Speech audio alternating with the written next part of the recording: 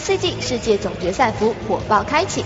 12月1日13点登录 LD.NewTV.CN， 先到50级 WCG 世界总决赛选手战袍双手奉上，冲破60级 WCG 专属座椅限量送出，奖品丰富，静待归属，一切尽在 L.NewTV.CN。The crowd's ready.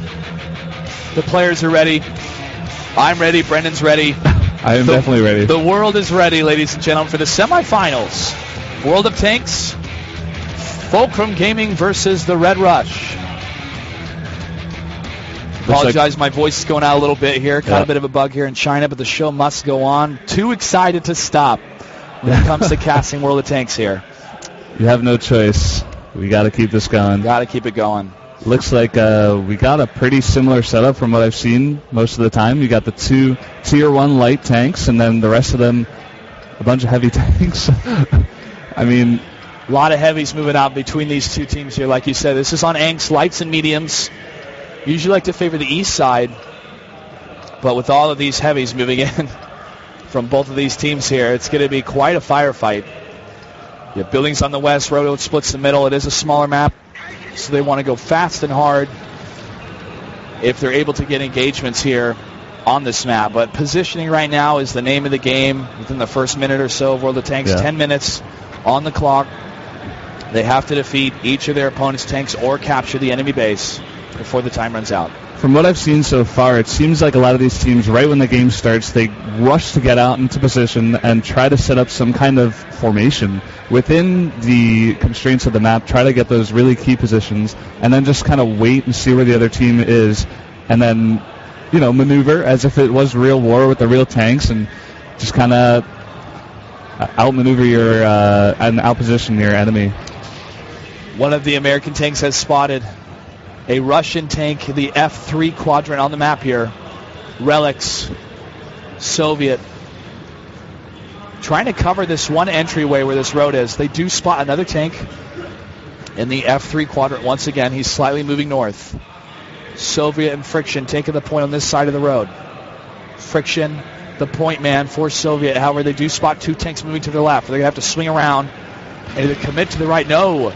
Friction taking shots from straight across the road here. Looks like the Russians went for a really fast enemy base capture. They sent, I think it was 3 tanks over there, and they have another 2 on the road right now, and a couple in the F3 quadrants, like you were saying. I wonder how the U.S. team is going to respond to this. It doesn't really seem like they're going back to their base, and if their base gets captured, that's an instant win, right? That's it. 2, 3 Russian tanks are in the United States' territory here. Just a couple more seconds left, and they will capture that base. This was a very, very fast play stop from the Russian players, moving all the way to the north, and they're going to get the capture. And that's it. That's it. That's the end. I mean, I haven't watched that much World of Tanks, but it's not great at all. It seemed like I was saying in the beginning, they try to set up that positioning and then try to outmaneuver the other guys, but they just got outmaneuvered so quickly by, I think it was a couple of heavy tanks and 1 light tank that just went right down the road instantly. And the U.S., I don't think they had any idea. I mean, I'm not sure. I've never actually played the game before, but when your base is being captured, I'm sure you can see when it's being captured. Well, right? You can see when it's being captured. It does pop up like, uh-oh, we're in danger, guys. But what happened was that railroad that splits the map allows for cover, excuse me, because of the train there. Yeah. But it's just a straight shot straight to your opposite team's base. And that is what the Red Rush did. They just pushed straight into there. The American team went more for the west side, more for the cover of the buildings. Yeah. And it was actually a really good counter by the Red Rush, knowing that they're going to be stuck in those buildings behind cover, waiting for them to kind of advance or get a shot. The Red Rush took advantage of that situation and just pushed. And I think Fulcrum is, I think they were taken really by surprise. Yeah. Quite a whirlwind of a game there. I don't think game ended in about 30 seconds. No tanks were destroyed. Yeah, I don't think so. There was enough damage taken by one of the tanks that he was pretty immobile. He was a little bit slow. Yeah. But that was it. So we'll see what's going to happen on Himseldorf there. I mean, Himseldorf is a map that doesn't have as much of a wide open type area. It was voted the favorite map on the U.S. side. I've mentioned that a number of times now. It's funny. Some people are like, how could this be favorited on the U.S. side as a favorite map? Because artillery doesn't like this map at all because there's so much cover. Are the U.S. teams more suited to that artillery type tank? I mean, it could be that's kind of the play style of the United States, the U.S. players, to using more of the artillery type style. But honestly, the tank selection here, they're just going to choose heavies and lights and trying to just get the beat on their opponents in different crossfire or positioning here. Yeah. I mean, from what I had known about this game, it seemed like it was always that positioning type, that tank battle, you know. But from that game that I just watched, it just seemed like the Russians kind of blew that meta game out of the water. They just went right down the road and captured the enemy's base. Well, that's having that element of World of Tanks where you can capture enemy base, I feel adds another layer of strategy. If it's just a team deathmatch type style, it would a lot of times just come down to the clock running out. Yeah, and I guess has it could be a pretty slow. Yeah. So when you have that added pressure, that added stake, the stake in the game that we could lose our enemy base, it turns into not just a skirmish of war here, but just a territory capture. Do you think if the U.S. had predicted that at all, like if they were set up to defend that, would the Russians have been in a really bad position? Just because it seemed like doing that kind of strategy could be a really big risk, like just going right down the road, no cover. I felt if at least one tank had taken the east side and pushed more down the east and saw who was coming up the railroad, be it a light tank or just a heavy that was positioned farther away, they could at least a spot. They could have team. planned accordingly. Said, "Hey guys, we have at least 3 coming to our base. Pull 2 banks from the west side. Have 2 still stay to cover any kind of advance coming down the railroads or up the west side again to reinforce. And let's stop them. Let's stop them before they get to our base here." And that's part of the light tank's job to be able to scout where the opponent is. Yeah. Here we go. Countdown has complete here. Following the Russian team now, Amelka Deluxe. Moving out, we got at least 2 tanks moving all the way to the west. Yeah, we saw them ping that D1 sector and that E1 sector, maybe just... Center. Center does have that town center type area that's a little bit more open and exposed. Not many tanks want to go down that way because they'll just be cannon fodder, really, with a number of diagonal crossfire really come from the east or west down between the buildings and easily get a tank here. Yeah. Now, wondering where the United States tanks are going to position themselves, where Killeroid is in that same spot again. We see him use that spot many times in different matches here, having a little bit better elevation to see where the opponents are coming from, guarded very well, but not able to get really good shots himself because they could move right directly below him. Now, Deluxe and Amelka now moving to this side of the map. They do spot 2 tanks right in front of them. One of them is a light tank, gets a shot, and takes him down immediately. These light tanks, they're out here to spot, it looks like, for the Russian tanks. And the 2, I think they're medium tanks for the Russians. They just came up here, one-shotted both of these light tanks, and now the U.S. has none of these maneuverable tanks to just spot. And it looks like a heavy tank for the U.S. now. Negatron did take a shot himself. Deluxe, Eclipse moving from the rear to reinforce. Amelka taking the point here. Again, moving with your teammates to be able to spread out the damage. Somebody taking point, another behind to have that diagonal fire. So crucial here in World of Tanks, and a very, very good strategy to have. Right now, Lebois just holding down this side of the map here, making sure he's staying behind cover of these buildings and watching that open area to see if any tanks are going to try to cross to reinforce another side.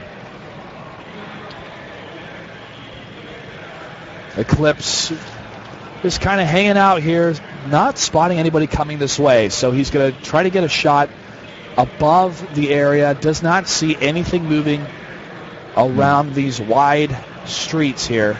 It's interesting. I'm not exactly sure if you can tell me, like, why did the U.S. have the 2 light tanks together just over there on the side? You know, I wonder if they were going to try to kind of push the position of the Russians to get into their base, kind of do what the Russians did to them. But having 2 of them on that side, I felt was a little bit, I don't want to say irresponsible, but having them two of them out of cover like that just was not good. They got caught with their pants down, really. Yeah. And you were just pointing out there on the map, actually, that light tank spotted the 2 U.S. tanks right there in that position. I think it was around G7. And so it looks like the Russians going for west side flank with 4 heavy tanks and 1 light tank, and then leaving 1 guy back to cover that mid side. Yeah, leaving that 1 guy back to cover the base. Any kind of approach happening. And they also have the light tank on the east side of the map to see if they're going to approach from that side. He does spot the 1 tank in the mid. Shots fired here from LeBlanc, but he does miss. However, incoming fire to him missed as well. He's going to swing around with his squad mates here to try to get a flank on the tanks he spotted down that road. The U.S. are going to have to do something. They're going to have to pull back and try to defend this base. If they don't, you have 4 heavy tanks and 1 light tank coming around the side. The light tank spots 2 of the heavy tanks of the U.S. Looks like the Russians with a pretty good setup right here. Yeah, they have that diagonal setup once again. Deluxe taking point, Amelka in the mid. LeBlanc covering the rear. Now LeBlanc's going to move a little bit to get a shot. He takes a little bit of damage himself, though. A nice shot hitting the corner of his track. Losing about 25% of his HP. He's still alive, though. And now the 3 heavy tanks moving in position. One of the U.S. tanks is actually going to try to swing around from the northern side of the map. Maybe move through the G quadrant in 3, 2, and then 1 and swing around the corner. However, they do notice that. They do spot it. Then the Russian tanks are going to position themselves accordingly. They do spot it. The light tank taken out by the Soviet members themselves from Russia. Soviet just got totally surrounded by it right there by the 3 Russian tanks. And now with only 3 U.S. tanks up, I'm not sure what they can do against these 6 Russian tanks. 6 against 3 is not in favor of the United States team right now. Another shot from LeBlanc hitting the U.S. tank here. Less than half HP. Trying to get another shot. He ever takes damage himself on his track, he's going to be okay, however, as long as Kilroy gets in front of him to absorb any shots. Gets another shot off, however. LeBlanc takes damage once again from the U.S. tank. LeBlanc is down. Kilroy going to try to clean up what's left here, however. Inspire gets the rear flank on the U.S. tank, and Inspire now less than half health, but he's looking pretty good. It looks like the Russian tanks are outnumbered. They're 3-2, but you see 3 heavy tanks coming from behind now, and I'm not sure what the U.S. can do. They are just getting flanked from behind. Looks like one of them with only 150 HP is probably going to go down pretty soon, and it's just him. It's just him left against 5 Russian tanks. Kilroy barely left alive at 37 HP, but he is able to take down the tank, and another victory for the Russian team, the Red Rush. What do you think, Klutz? What went wrong in that match for the U.S.? Well, first off, when they lost both the light tanks, they lost their fast-moving scouting ability. Yeah. And that hurt the U.S. team. Obviously, light tanks aren't going to do that much damage, but knowing where your enemy is half the battle worth of tanks. When that happened, when they got taken by surprise, they had to scramble. Yeah. And the Russian team waited, and then they knew they could pressure the U.S. team. So they started to pressure. The U.S. team had to fall back in position to try to stop the advancement of the Russians. The Russians had great diagonal flanking movements. They had great teamwork, able to surround the U.S. tanks, get more damage against the tanks compared to them. And even though they did lose a couple of their comrades, they were able to score a very decisive victory here. I believe only 2 of the Russian tanks were either crippled or destroyed there, with Kilroy barely alive. Barely 37 alive. hit points. The sliver of hit points left, but very, very, very nice engagements for the Russian players. I thought it was really nice what the Russians did. After they took out the 2 U.S. light tanks, their light tanks were so key. Like that 1 light tank that went down that right side, spotted the 2 U.S. tanks, and gave the Russians the information to just kind of flank around the left side. And the other light tank actually went around the back and tried to capture the base, putting a lot of pressure on the U.S. They had to pull back and kill the light tank, kind of putting them in a bad position against the heavy, you were talking about that diagonal setup where you can just get tons of fire on the U.S. tanks, and once they came back to defend that base, they were just really out of position. Well, this next map is going to be Prokhorovka. Wide open fields, some hills and trees, roads on the west, and train tracks down in the mid. Looks like our observer is pointing out that the Russians are using 2 Tier 5 tanks. They have to make sure that they haven't exceeded 42 points for their tier points here. Now, being a larger map, a more open field map, the Russian team might feel that they have to have more speed rather than firepower. Yeah. So switching to medium-type tanks. And it looks like the U.S. are actually doing the same thing. At this point in time, it looks like they have 4. Yeah, they do have an artillery on their team as well. It looks like for both of the teams here, they will have an artillery-type tank. Artillery-type fire, very useful in this kind of map here, because of the wide open fields. And even with the cover of trees do eliminate sight lines, but trees do not guard against fire coming from above you. Trees will not do much. Oh, never mind. I thought on the score it said the Russians got 2 points for winning the first game by capturing the team, but I guess that is not the case, as they are up 2-0. They are up 2-0. Yeah. They have won 2 maps here. This is a best of 5. The Red Rush simply has to win one more match. Just looking at this map, it just seems so wide open, like you were saying, just basically trees. Is there much, like, what is the positioning that you can do on this map, really? A lot of this is being able to cover your tanks with the trees and the bushes, and then being able to get the flank on your opponents by kind of using a serpentine-like movement of your tank. If you're under fire, you want to move in a movement that's not predictable, but at the same time allows your teammates to get the shots on the tank. Now you see there are some hills, and those hills do allow for you to move and adjust, so your enemy cannot get a target on you. Yeah. But at the same time, being able to kind of position your enemy to get shot by your teammates here.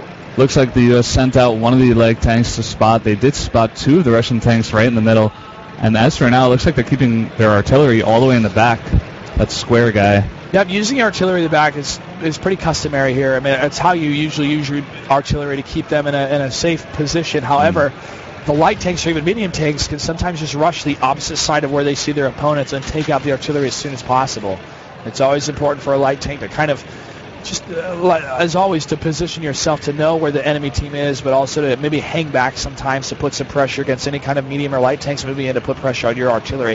However, the U.S. team right now moving to the eastern side of the map.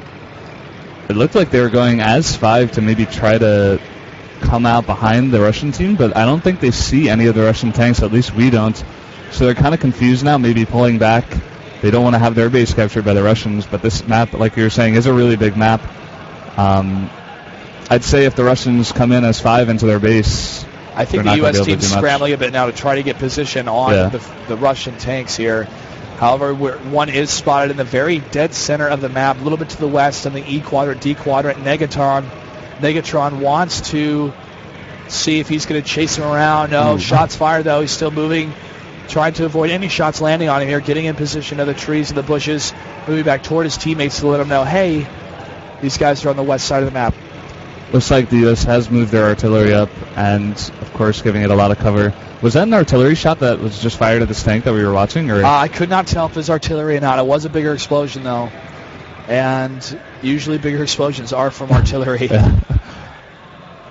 Negatron and Soviet kind of sticking together here. Negatron does spot one of the tanks. He is the point man right now in the middle of the map. Shots fired from Negatron, trying to land one on the Russian tank here. He sees just over the crest of this hill. Just barely misses, hits the top of that hill. No shots have landed for either of the teams here yet. Negatron is in full engagement mode. Notice he does not stop moving.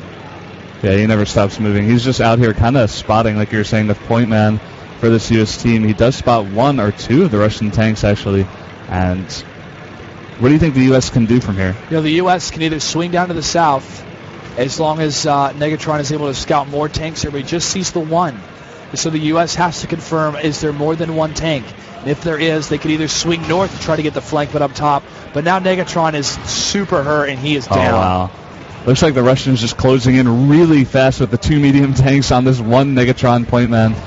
And now it looks like the U.S. more to the west. Shots fired between Czech Monster and his Russian opponent here. He could get the kill because his Russian opponent, LeBois, is hurting, though. Czech Monster does not want to stop moving. He could try to get another shot on LeBois, but LeBois is moving back toward his teammates here to try to be safeguarded and maybe get some shots. And while we were watching that engagement, two more of the U.S. tanks went down, but there's a really weak Russian tank, and Ferox just barely misses that tank, and that Russian tank is just going to try to get away. All the U.S. has left is 2 of these tanks and 1 artillery. Artillery trying to get any kind of shots they can, but trying to lead your target here. It's going to be difficult. Artillery actually moving all the way to the west of the map. But he has been spotted by one of the light tanks, maybe one of the medium tanks of the Russian team. Xerox taking down one of the Russian tanks once again. Looks like the U.S. light tank from the bottom is chasing that artillery. Looks like he might be able to take him out, actually. The 2 symbols on the map overlapping.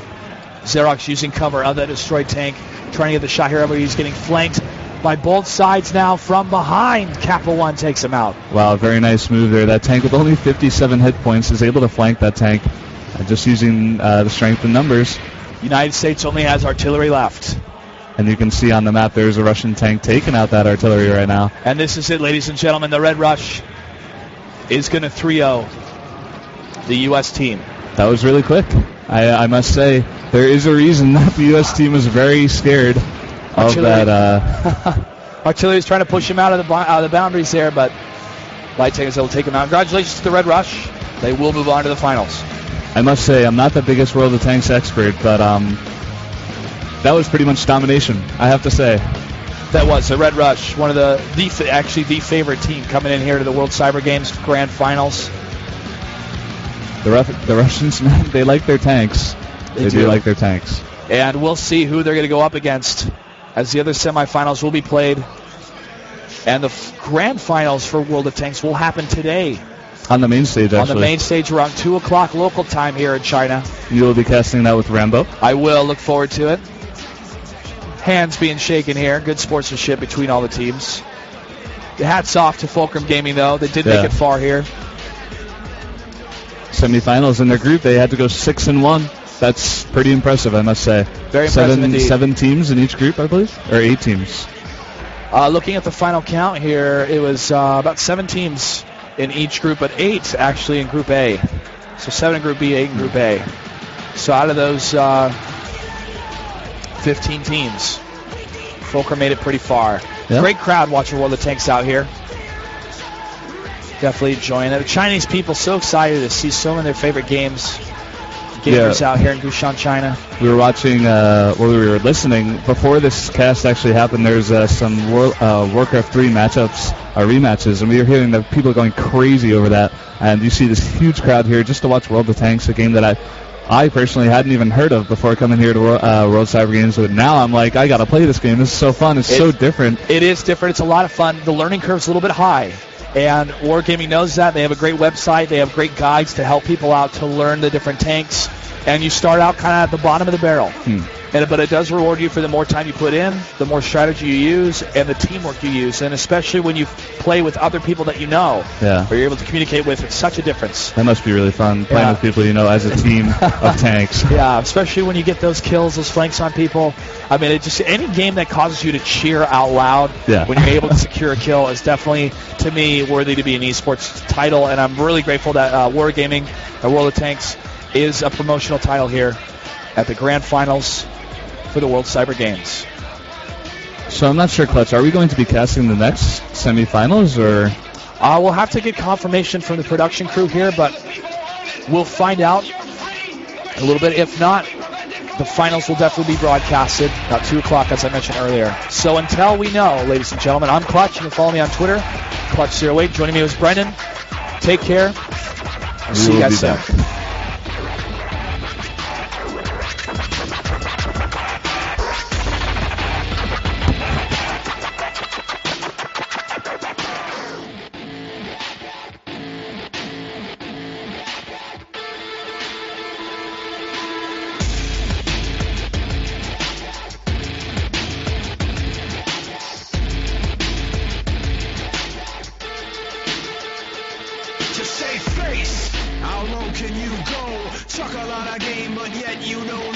Static on the way, make us all say, whoa. The people up top, push the people down low, get